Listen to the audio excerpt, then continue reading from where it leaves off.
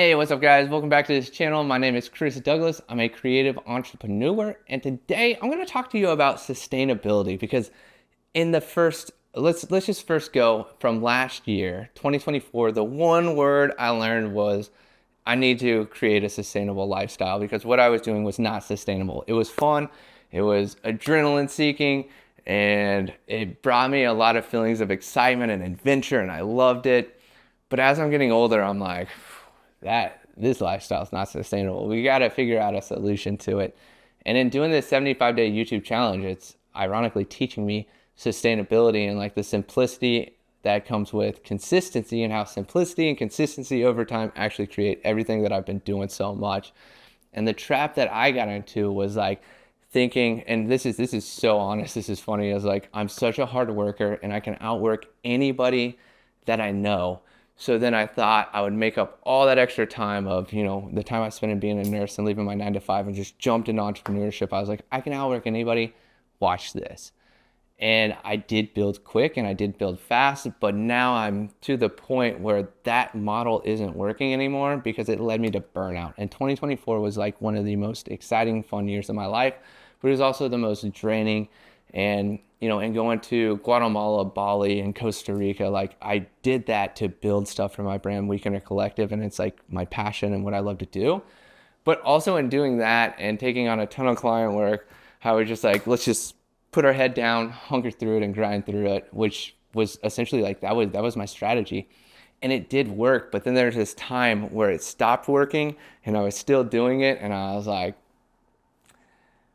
shit, like this isn't gonna work. And it was just like, and then getting out of that mindset has been actually harder than pushing through it, because then now that I'm recovering and I'm resting and I'm figuring out what sustainability is and how it works in my life and how to implement it, I'm still recovering from all the burnout. And it's this weird model because I want to do more every day. Every day I'm like, what if we did these to these, 75-day YouTube videos? What if I edit, some other videos for my brand Weekender? Is that the thing that's going to make it all take off? Like that's the feeling of a non-sustainable mindset, right? And what all this has led me to is understanding what the key, I guess essentially the keys to sustainability. And for instance, like what I would share with you and in telling you all that is, number one, if you can't do it for a long period of time, it is not sustainable. And to even simplify that, if you can't do it on your worst day possible, it's not going to be sustainable. So for instance, like the 75-day YouTube challenge is sustainable because on my worst day possible, it was either day 8, whenever I talked about the flow state videos, like that took 6 hours to record that video, and I did not plan on that. And on top of that, I had a client call and I filmed stuff for Weekender with my, co-founder Matt. And we still did it, and we did it. And it was a little bit more stressful of a day, but we did it. And we did it on the worst day possible, which is a good key indicator to me that that is something that is sustainable even on the worst day. But if you base something that you're trying to do on your best days, when you have the most energy, when you feel great, like that's going to lead to something unsustainable because you're at the peak of how you feel. You feel great. You have all the time. You have all the energy. Of course you can do this. Now flip it to the worst day. Do you still have that time, that energy, and are you still going to be able to complete it? And if not, then it's not sustainable and you need to replace it with something that is sustainable. And in a future video, I'll talk about my daily schedule because that is something that I've built out to be sustainable with a lot of flexibility, but still structure that I can adapt to any day that comes my way. And that's going to be a dope video. You guys will definitely want to check that out.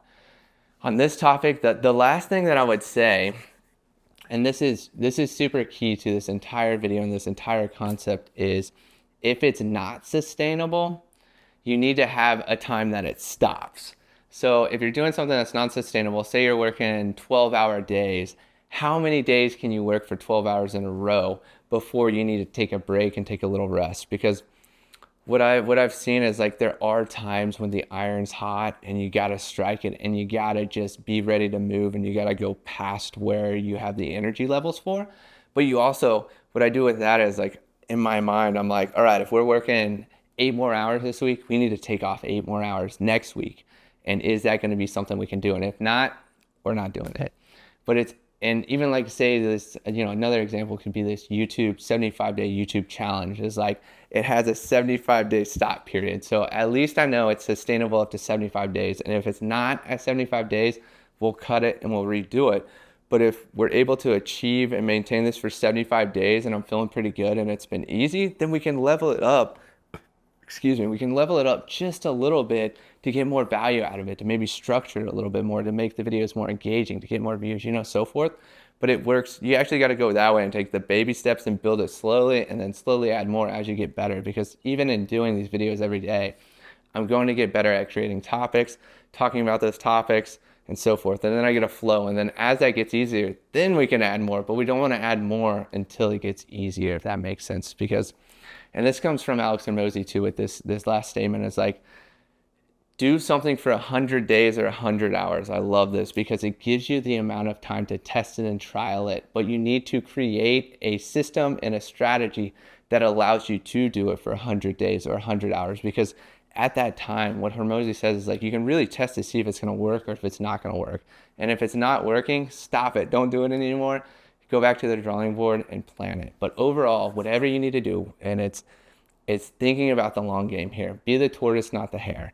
Like simply just allow yourself the time, and knowing that everyday consistent action will stack up over time and compound what you're chasing. But if you try to sprint, you're going to be the one gasping for breath before you get to the finish line, and you're going to wonder why your hard work and everything you did isn't creating results for you. So simply just do something sustainable. I promise it'll work.